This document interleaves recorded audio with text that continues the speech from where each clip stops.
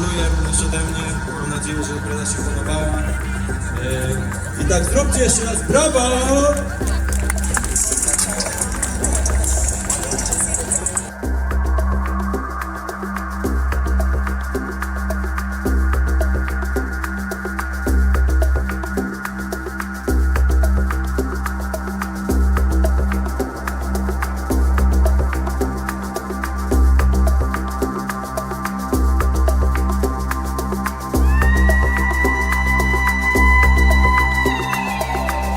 Wręczymy nagrodę dla właściciela samochodu z najlepszą felgą według sędziów.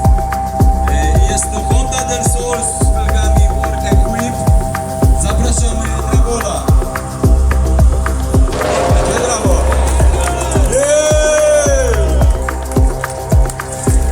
Felgi niedawno przyleciały z Japonii rzekomo.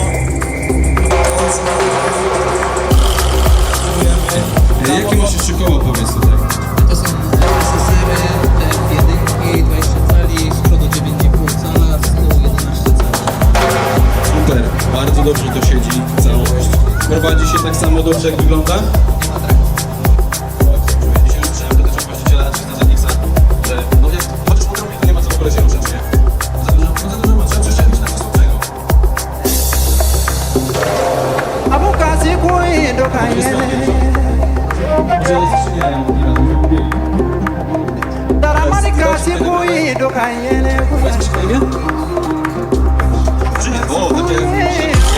Ale zróbcie hałas na Patrzyca za jego wspaniały, piękny i drogi projekt, jakim jest Supremka 5!